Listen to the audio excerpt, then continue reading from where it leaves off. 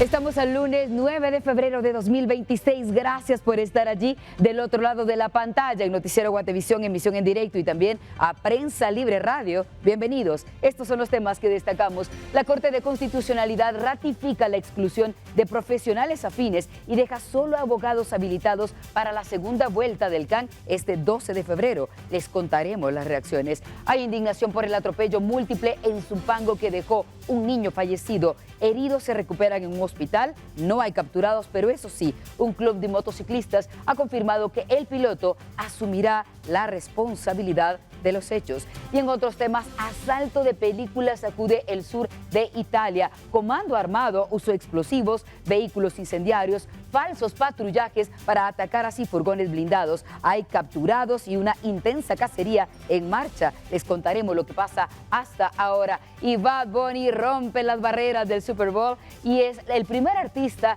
que canta en español y lidera el medio tiempo en una celebración latina con invitados de peso y un mensaje que ha generado aplausos, pero también polémica. Les tenemos estas y otras noticias a partir de este momento. Sean bienvenidos. En nombre de todo el equipo, les saluda Elsa Mariana García.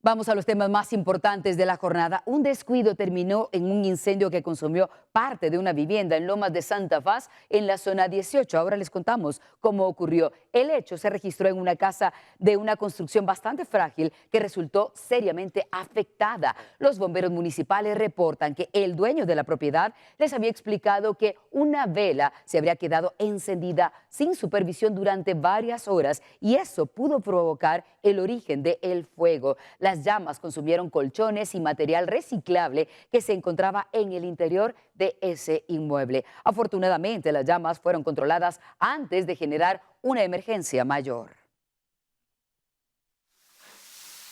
Una persona murió y otra quedó atrapada en el interior de un vehículo que protagonizó un accidente de tránsito en el kilómetro 36 de la ruta que conecta Antigua Guatemala con Santa Lucía Milpas Altas en Zacatepeques. Los bomberos municipales departamentales utilizaron equipo especial de extracción para rescatar a una de las víctimas que habría quedado atrapada en el auto en el que viajaba. Minutos después fue trasladada a la emergencia del hospital de Antigua Guatemala. Mientras tanto, las autoridades se encargaban del cuerpo que había quedado en la escena. Por ahora no ha trascendido los nombres de los involucrados ni el origen del fatídico accidente.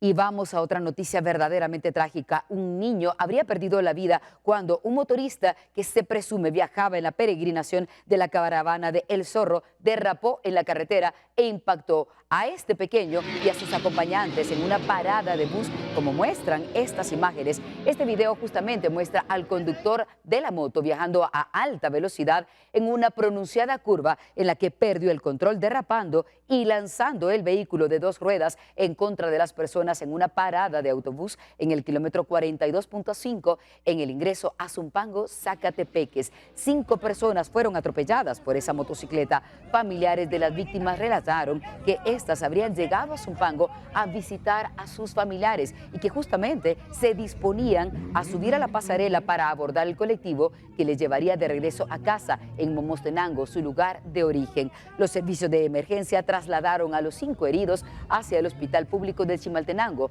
Poco después fueron identificadas las víctimas: Natalia Itzep Cuyuc, de 40 años, Armando Actuc, de 43, Santos Itzep Tayun, de 53, una persona más de gravedad bastante alta que por su condición no logró ser identificada. Pero el caso más triste del accidente es el del pequeño Randy Sabdiel Cuyuch, de tan solo 8 años, quien falleció a su arribo al hospital.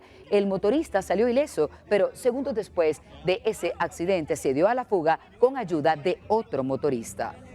Miren la gente lo que pasó hoy. Nosotros ya no los queremos ver acá, porque ya son varias veces que han perjudicado la carretera. Ya no los queremos ver acá. Mejor que hagan algo, que pongan, no sé qué van a poner, porque porque son 3 personas. Yo vi todo lo que pasó aquí. Es mejor que no los dejen circular por acá, porque son muy peligrosos esas motos. Que vino a encontrar aquí y solo vio eso, se levantó, medio vio y luego se fue. Otra moto lo vino a recoger de los que venían, porque él se puso aquí a pararlo de la moto y se lo llevaron. Y se fue huyendo, ese señor se fue huyendo. Vaya tragedia, y tenemos más que contarles. En seguimiento a este caso, los heridos permanecen estables y se recuperan en un hospital. Sin embargo, los pobladores están sumamente molestos, como escucharon ahora, por lo que ocurrió. Y es que no se trata de un caso aislado. Según explican, cada fin de semana, motoristas conduciendo a excesiva velocidad provocan accidentes similares en esta misma carretera. Inicialmente, la policía habría dicho que hasta el momento no habían dado con la identidad del piloto de la motocicleta accidentada. No obstante, el grupo de motociclismo Enajenados Racing Club emitió un comunicado ayer por la noche en el que informaba que el piloto era integrante de este club y que estaba en total disposición de asumir su responsabilidad en los hechos. Mientras tanto, los vecinos piden acciones a las autoridades locales para evitar nuevas tragedias. Y otros 2 motoristas en un caso separado se accidentaron en Lodebrán, en poca distancia en realidad al Boulevard Carolingia en la zona 6 de Misco. Uno de ellos perdió la vida. Informes preliminares reportan que una unidad de emergencia transitaba por el lugar cuando se encontró con uno de los hombres inconscientes en la carretera con evidentes golpes. Los bomberos municipales departamentales intentaron darle atención médica, sin embargo, después de un tiempo lo declararon muerto en la escena. Aún se desconoce su identidad. Y durante este fin de semana, 5 personas retornados de Estados Unidos fueron arrestados en las oficinas de migración en la Fuerza Aérea Guatemalteca. Los connacionales tenían órdenes de detención vigentes en este país. Entre los delitos por los que eran buscados figuran violación con agravación de la pena, violación contra la mujer, negación de asistencia económica y usurpación de áreas protegidas. Los detenidos deberán responder ahora ante las autoridades de su país de origen. Y en lo que va del año son más de 20 personas deportadas de Estados Unidos que han llegado justamente a nuestro país. Al arribar han sido detenidas, pero la explicación de por qué esto se ha dado lo hace un reporte oficial. Nuestros investigadores reportan que les notificaron orden de captura a Domingo, de 49 años de edad, por el delito de violación con agravación de la pena, y a Boris, de 25 años de edad, por violencia contra la mujer en su manifestación física. Ambos son deportados de los Estados Unidos. El día de ayer también hubieron 3 casos por diferentes delitos, y es importante detallar que en lo que va del año 2026, más de 20 personas que han sido deportadas tenían cuentas pendientes con la justicia, y la Policía Nacional Civil los puso a disposición del órgano jurisdiccional competente. 22 personas, para ser exactas, son las que han sido puestas a disposición porque han tenido diferentes órdenes de captura también por diferentes delitos. Y otras 156 personas pasaron el fin de semana tras las rejas al verse cara a cara con la policía y tener asuntos pendientes con la ley guatemalteca. Las autoridades también reportan haber sacado de las calles al menos 12 armas de fuego. Además, confiscaron 138 motocicletas y 32 automóviles. El portavoz de la policía, César Mateo, explicó que están en desarrollo operativos de seguridad en todo el país como parte del estado de sitio al que, por cierto, le quedan pocos días. Y un robaniños fue capturado por la policía poco después de raptar al pequeño a pocos metros de la madre. El presunto criminal habría sustraído al niño de 2 años al frente del negocio en el que trabajaba la mamá. La comunidad Nueva Esperanza Nevaquiche fue el escenario. De inmediato pidieron ayuda a la policía local, que activó un operativo de búsqueda. 1 hora más tarde, los agentes lograron capturar al robaniños, que viajaba en una motocicleta. El presunto criminal fue identificado como Eduardo N., de 29 años. El menor fue entregado sano y salvo a su madre, quien mostraba alivio, pero también estaba muy agradecida por la intervención inmediata de los agentes policiales.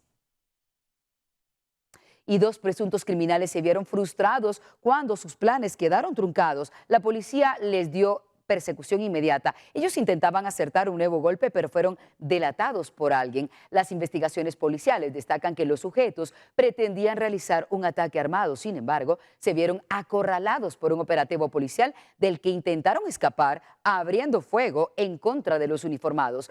Kenny alias El Pollo. También Abel, alias El Negro, ambos de 30 años, son sospechosos de ser parte del Barrio 18, un grupo que opera en el barrio Santa Teresa, en Nueva Concepción, Escuintla. Los presuntos delincuentes, también su motocicleta y el arma que portaban de manera ilegal, ya están en manos de las autoridades. Y le damos seguimiento a otro tema. El cabecilla del barrio 18, Aldo Dupié Ochoa, conocido como El Lobo, fue trasladado a un nuevo sector de aislamiento en la cárcel de máxima seguridad Renovación 1. Las autoridades dicen que buscan cortarle todo tipo de comunicación con el exterior. Aldo Dupié Ochoa, El Lobo, cabecilla del barrio 18, fue trasladado a un nuevo centro de aislamiento dentro del centro de detención de máxima seguridad Renovación 1 en Escuintla. Junto a él, otros líderes pandilleros también fueron reubicados como parte de un operativo especial que busca evitar que los reos continúen cometiendo o coordinando hechos delictivos desde prisión, según la información del gobierno. El movimiento se realizó bajo fuertes medidas de seguridad entre el sistema penitenciario, la Policía Nacional Civil y el Ejército, y tiene como objetivo cortar todo tipo de comunicación con el exterior, limitando el contacto entre los privados de libertad. En el caso de El Lobo, las autoridades confirmaron que permanecerá solo, en completo aislamiento, sin ningún tipo de privilegio, como parte de las medidas para evitar que siga teniendo influencia desde el interior del centro carcelario. Esta reubicación forma parte de los cambios que se están realizando en Renovación 1, mientras se efectúan trabajos de reforzamiento en la prisión y se endurecen los controles de seguridad. Está conformado por 5 contenedores, los cuales fueron reparados, reforzados y adecuados para su uso como celdas de encarcelamiento. Cada celda cuenta con una capacidad mínima de 15 personas y presenta características técnicas acorde a los estándares de seguridad. 10 ventanas con barrotes, 5 por cada lado, pisos reforzados para uso continuo, una reja en la puerta principal como punto de control de un área aproximada de 29 metros cuadrados por cada unidad. Tiene un refuerzo interior con electromalla soldada y razor ribbon como medida adicional de protección perimetral.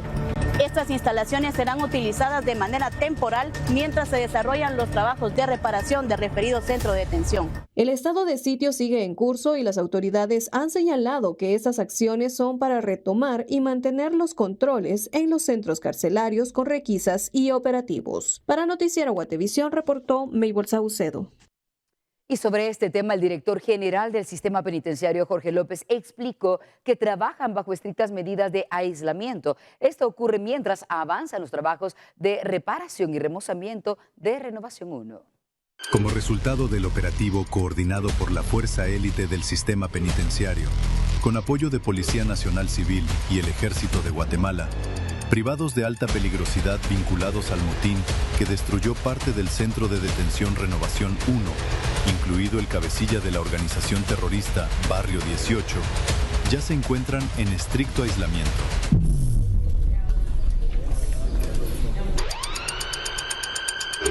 Estos contenedores celda, como puede verse en las imágenes, han sido habilitados como unidades de resguardo, con las mismas condiciones básicas de una celda, sin electricidad ni contacto externo. La medida se mantendrá por tiempo indefinido. Esto permite llevar a cabo los trabajos necesarios para reparar y reforzar las áreas que fueron dañadas por los reclusos, restableciendo cuanto antes la efectividad de los sectores de resguardo y los rigurosos protocolos de seguridad en este centro de privación de libertad, en cumplimiento de la ley y del propósito para el que fue creado.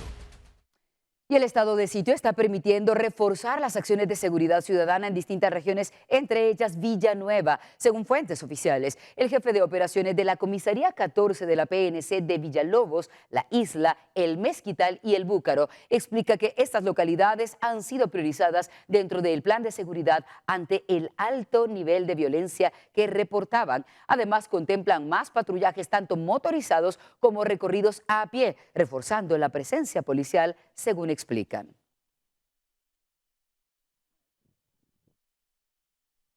Y a 3 semanas de la entrada en vigencia del estado de sitio, las fuerzas de seguridad reportan más de 2.800 operativos policiales, 2.751 personas arrestadas y la captura de 5 extraditables, 3 de ellos vinculados al narcotráfico. El reporte tiene datos condensados hasta el 9 de febrero de 2026, es decir, este día. Juan Pablo Garrido es nuestro enviado especial para recabar más información al respecto. Juan Pablo, buenas tardes. ¿Qué otros datos trascienden? Buenas tardes, información que podemos actualizar y es en relación a las estadísticas que reporta Policía Nacional Civil sobre las acciones de seguridad que se han realizado en 3 semanas de vigencia del estado de sitio, el cual fue decretado por el Ejecutivo el pasado 18 de enero. Para conocer datos oficiales sobre estas acciones me acompaña Jorge Aguilar Chinchilla de Policía Nacional Civil. Jorge, gracias por la entrevista, buenas tardes. Estadísticas que puede compartir Policía Nacional Civil. ¿Qué tal? Muy buenas tardes. Es importante en este caso mencionar las distintas acciones que realiza la Policía Nacional Civil en un trabajo en coordinación también con el Ejército de Guatemala. Cabe mencionar que se habla de más de 1.800 personas detenidas en lo que va del estado de sitio. Esto en el marco del estado de sitio. Estamos hablando de 1.825 personas detenidas en flagrancia. Cabe mencionar que también se suman a estas 795 personas con órdenes de aprehensión que han sido giradas por los distintos juzgados a nivel nacional. Hablamos en un total de 2.750 personas detenidas desde que ha iniciado, en este caso, el estado de sitio.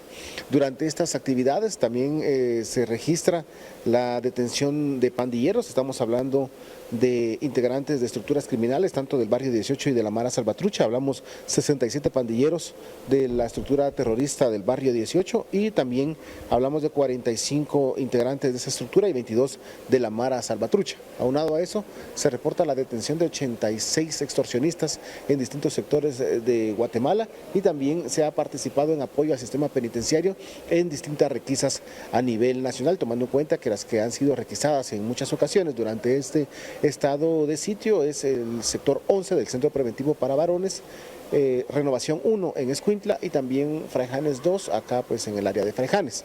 Esto específicamente en apoyo al sistema penitenciario, en este caso PNC, únicamente el resguardo perimetral.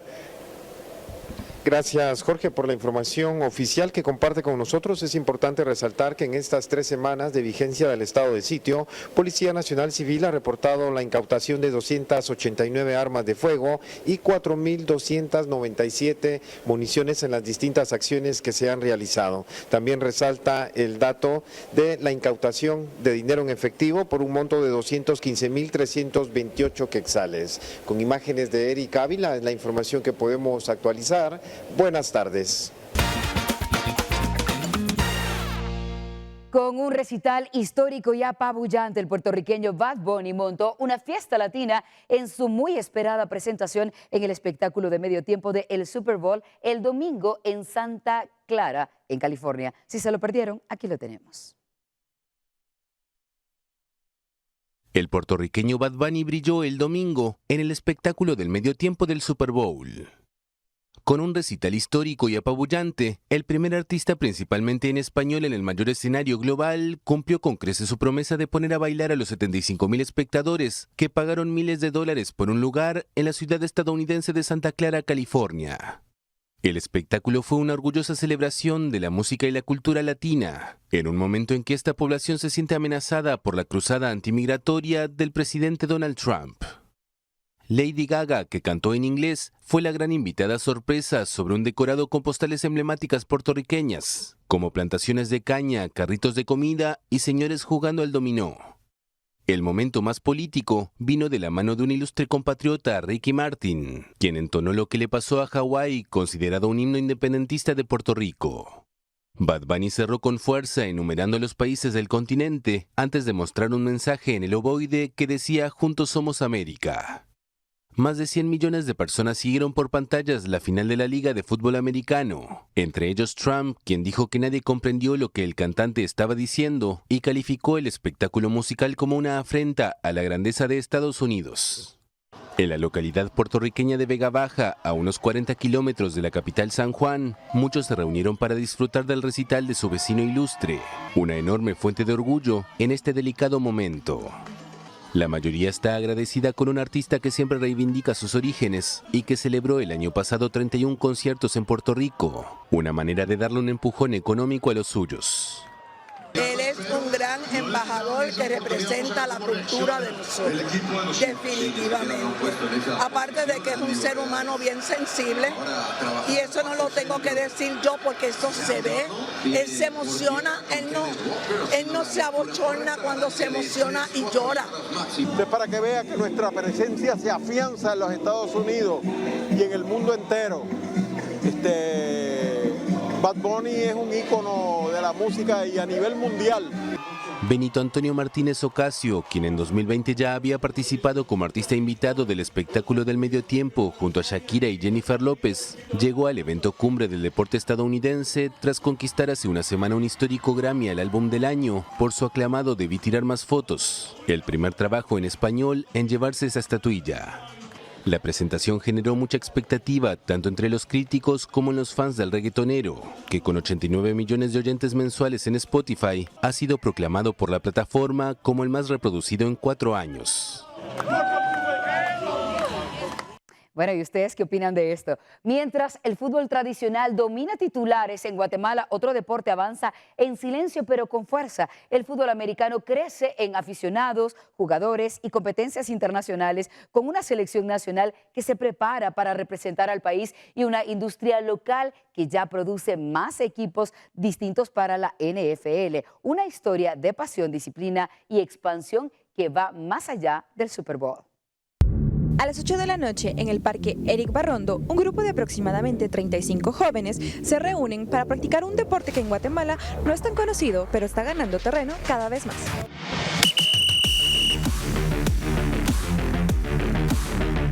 10 vueltas a la cancha, ordena el entrenador Carlos Ayala. Los jugadores de la Selección Nacional de Fútbol Americano de Guatemala se juntan y comienzan a trotar. Es enero y están preparándose para un torneo que se disputará a mediados de marzo en El Salvador, en donde también participarán las selecciones de Honduras, Nicaragua y Panamá. La cena es atípica en un país donde el balón redondo domina cada conversación deportiva, pero aquí, en este rincón de la zona 7, el fútbol americano construye su propio espacio, no con el ruido mediático del Super Bowl, sino con el esfuerzo de jugadores fanáticos que entrenan después de jornadas laborales o de estudio y compiten contra las selecciones centroamericanas con la única recompensa de representar a Guatemala. Manuel Quiñones tiene 42 años y 11 de jugar fútbol americano. Es contador público de profesión y llegó al deporte casi por accidente, cuando un amigo lo invitó a entrenar. Mi primera experiencia fue internacional, directamente jugando en Honduras. En un partido contra El Salvador que, bendito sea Dios, ganamos 14-0. Quiñones explica que una de las razones por las que escogió este deporte va más allá de lo físico. La disciplina que nos enseña, la exigencia que nos enseñan, nos retamos a nosotros mismos porque es un deporte bastante exigente. Demanda mucha fuerza y si ustedes pues pueden observar mi complexión física, pues no es grande, no es robusta, sin embargo me ayuda, me ha servido a irme fortaleciendo, a irme exigiendo a mí mismo para demostrar que sí puedo destacar en este deporte. Por su parte, Daniel Otín, de 32 años, juega para los Titanes de Guatemala, uno de los 5 clubes de fútbol americano de contacto del país. Es administrador de proyectos tecnológicos y encontró en el deporte una manera de canalizar el estrés. Aliviar el estrés, aliviar las tensiones del día a día y de cierta manera es mantener una vida activa, ¿verdad? Una vida saludable. Nos tocaba mucho enseñarle a la gente a jugar desde cero, porque te requiere mucha formación, porque requiere mucha técnica y pues conocimiento de las reglas y o sea, es muy técnico el deporte, a pesar de que pues se ve muy agresivo y con mucho contacto, pero es muy estratégico, que es lo que me gusta a mí. Y lo que hemos visto ahora es de que la gente que se incorpora a la selección ya trae bases muy buenas de sus clubes. Entonces nos toca pues ir puliendo, ir mejorando las técnicas de los jugadores y las estrategias de juego.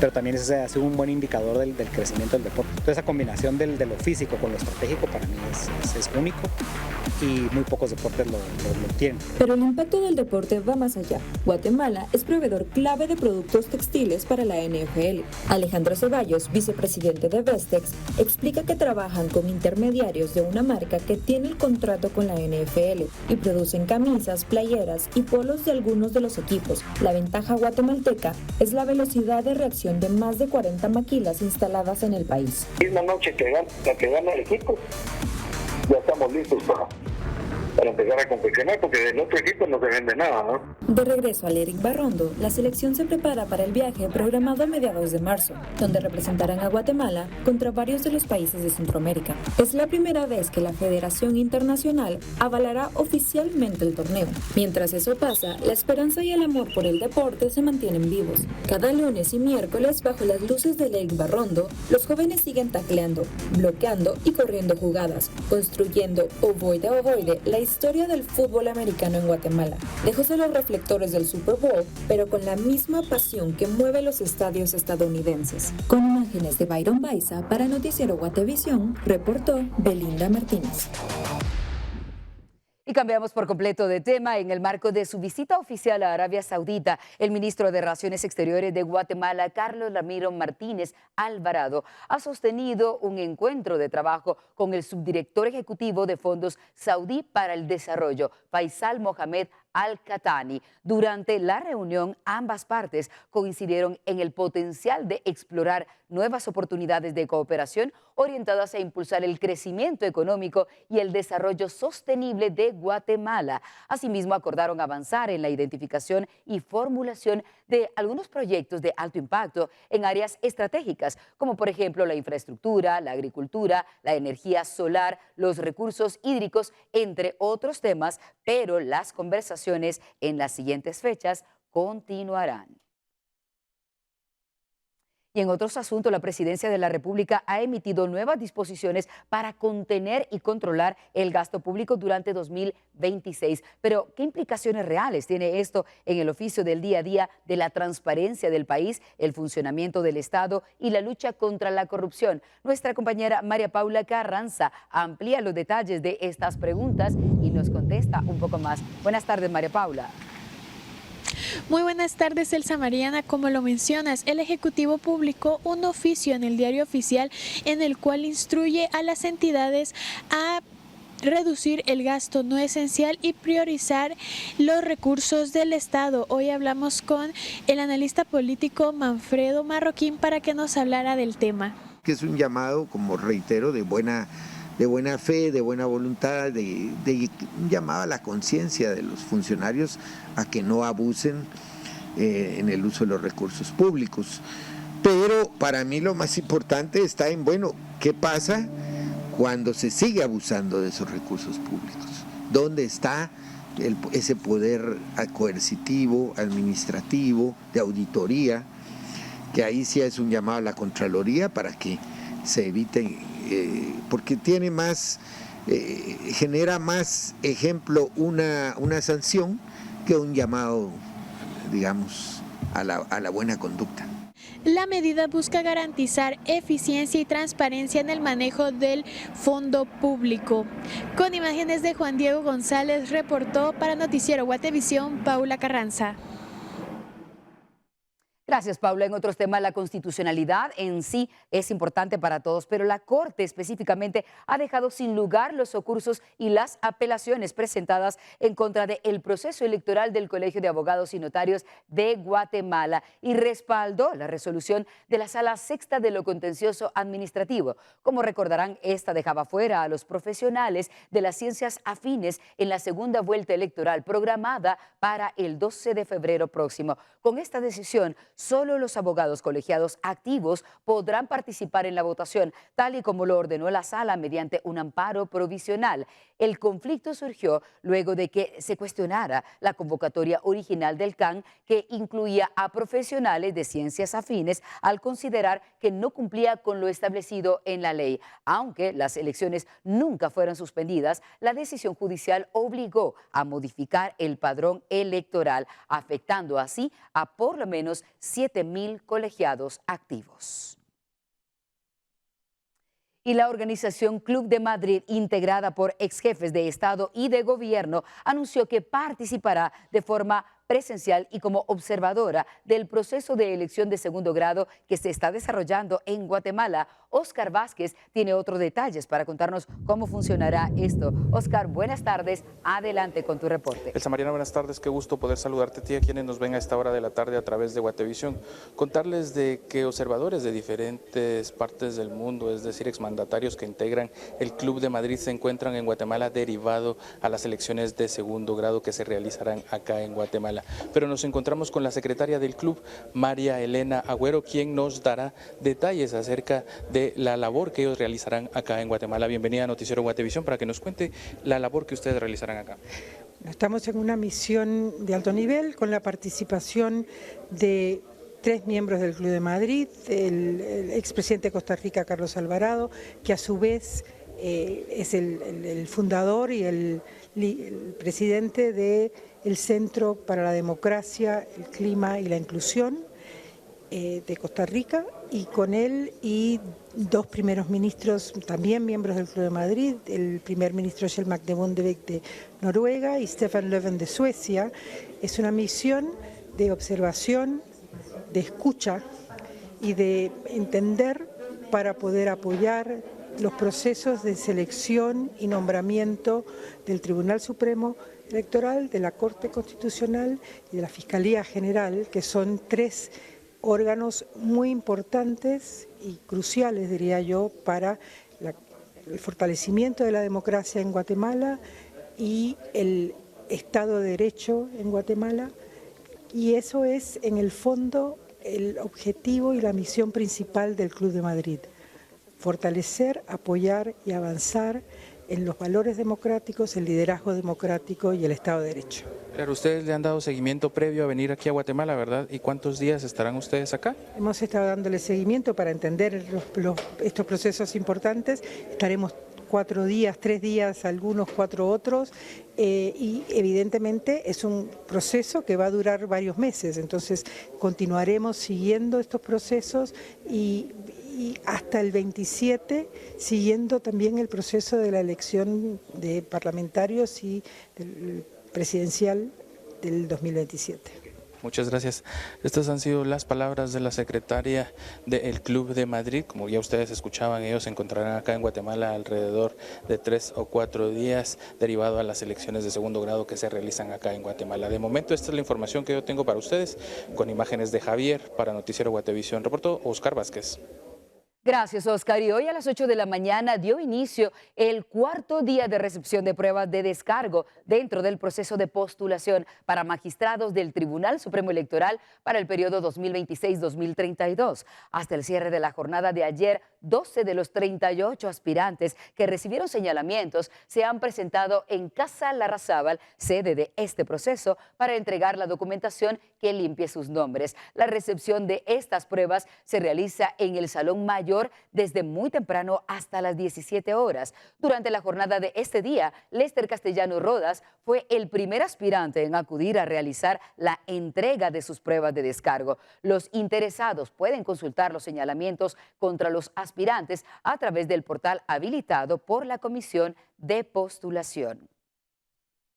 Y hay buenas noticias, aunque no hay que guardar la ropa cálida. Los amantes de los días cálidos pueden empezar a sonreír, ya que esta semana se espera que el frío empiece a bajar un poco en comparación con las temperaturas congelantes de semanas atrás, aunque la ropa abrigadora, decimos, debe mantenerse a la mano. Esperamos que continúen las condiciones bastante frías durante la noche y madrugada, especialmente en sectores de occidente, altiplano central y franja transversal del norte. El resto de la semana se prevé un descenso en la presión atmosférica y esto podría dejarnos condiciones más favorables, días más despejados y ambiente cálido durante el día. El descenso de temperaturas persiste especialmente en los sectores de mayor elevación, pero ya no se prevén temperaturas de 0 grados o por debajo de los 0 grados. Estaríamos hablando de temperaturas mínimas entre los 3 y 5 grados en los sectores más elevados del país y entre los 9 y los 12 grados en occidente, altiplano central y franja transversal del norte. Así que ya lo vieron, la temporada fría continuará durante este mes, por lo que es importante escuchar qué dicen las autoridades, ya que parte de marzo también tendrá unas temperaturas bastante inusuales. La Conred señala que los albergues por esta razón continúan habilitados. En la actual época fría 2025 y 2026, el sistema Conred ha atendido un total de 190 emergencias. Se mantienen activos los 20 albergues en distintas partes del territorio nacional. En las últimas 24 horas, en estos albergues se atendieron un total de 40 personas. Por ello, es importante que si identifica alguna situación de emergencia o desastre, active el sistema Conred llamando a los cuerpos de socorro, autoridades de su localidad o al 119 de la Conred. La prevención es tarea de todos.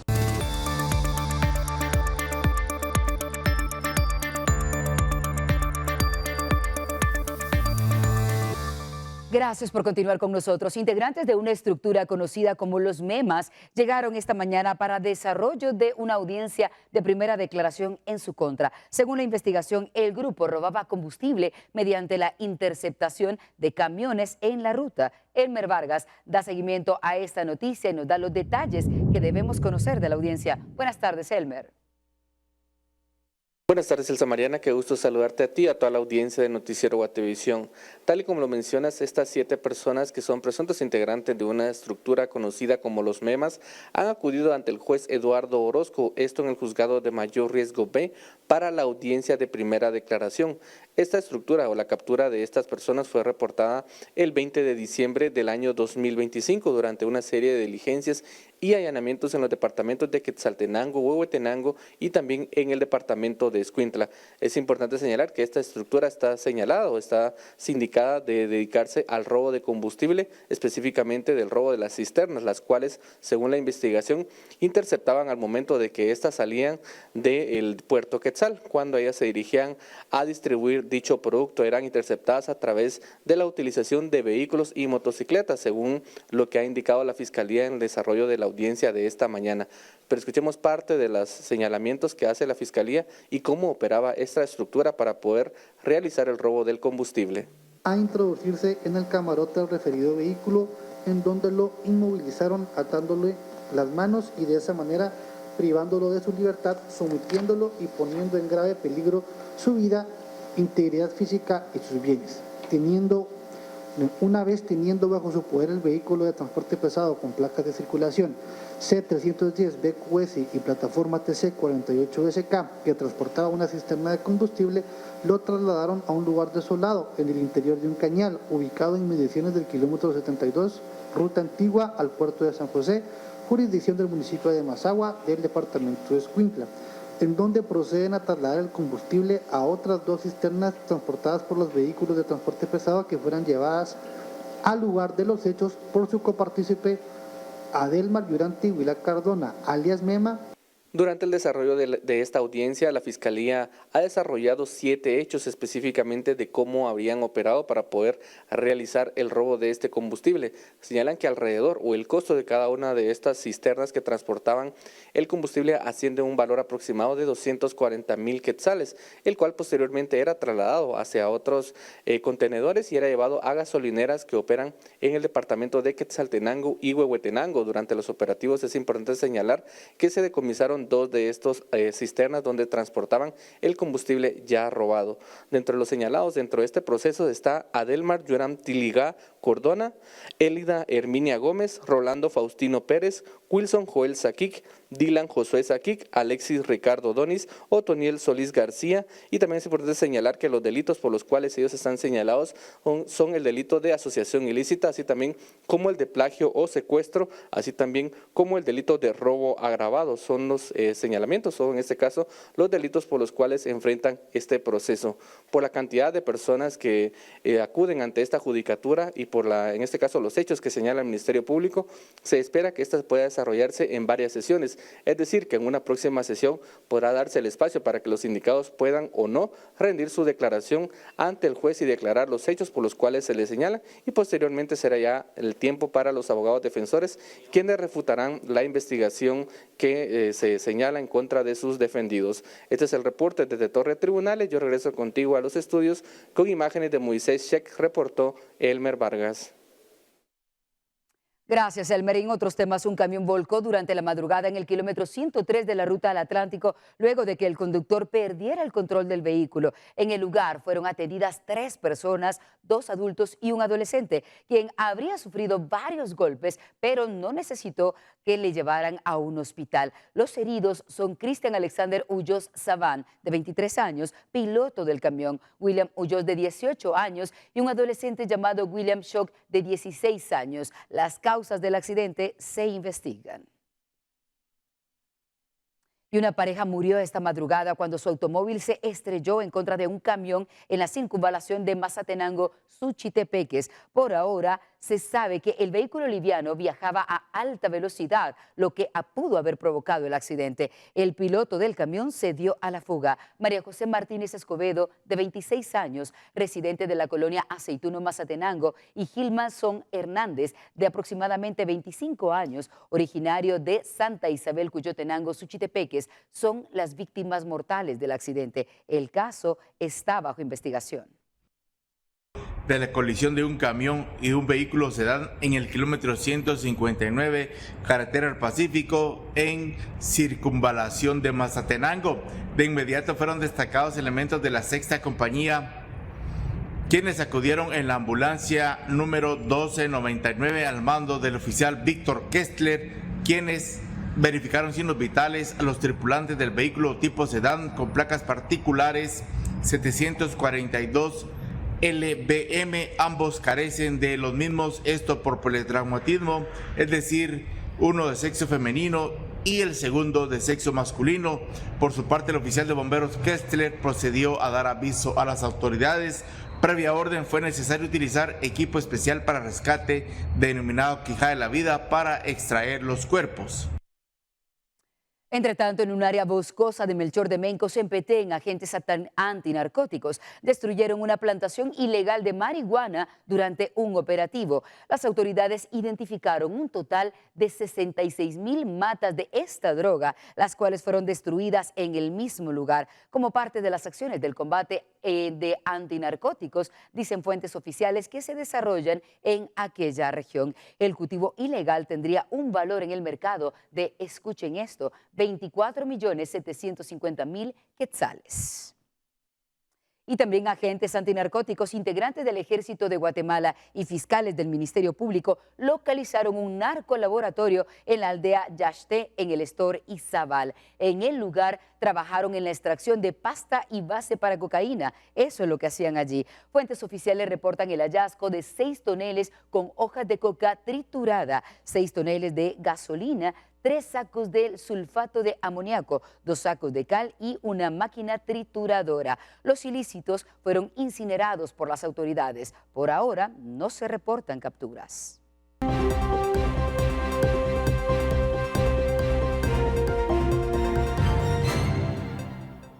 Gracias por continuar con Noticiero Guatevisión, emisión en directo y Prensa Libre Radio. Un comando armado perpetró este lunes un espectacular asalto contra 2 furgones blindados en una carretera del sur de Italia, entre Lecce y Brindisi. Los atacantes bloquearon la vía de los vehículos, incendiando algunos de estos. Se hicieron pasar por policías y utilizaron explosivos de armas de alto calibre para abrir uno de los blindados. Tras un tiroteo con los carabineros, no se reportaron heridos. 2 sospechosos fueron capturados y la búsqueda continúa del resto de los integrantes de ese grupo. Y las autoridades cubanas informaron a la aerolínea, o a todas las aerolíneas en realidad, que operan con la isla, que el suministro de combustible quedará suspendido durante un mes a partir de hoy lunes a la medianoche debido a la crisis energética que enfrenta la isla en medio del bloqueo instalado por Estados Unidos. Cuba informó a las aerolíneas que operan en la isla que el suministro de combustible quedará suspendido durante un mes a partir de lunes a medianoche, debido a la crisis energética que enfrenta la isla en medio de la presión de Estados Unidos.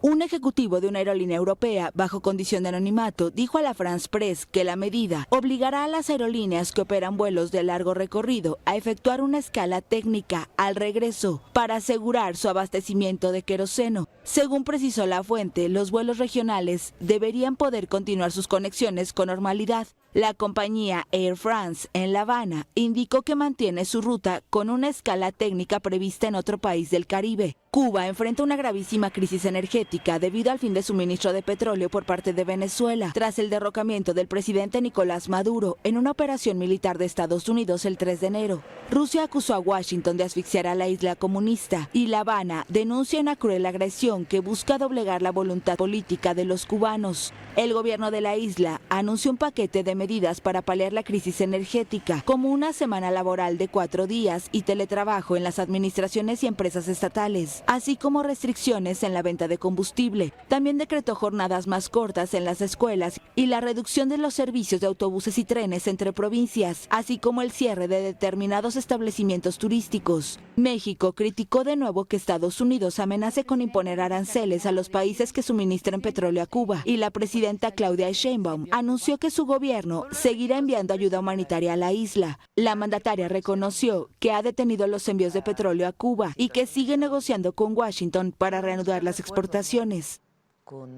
Porque no se puede ahorcar a un pueblo así, de esa manera.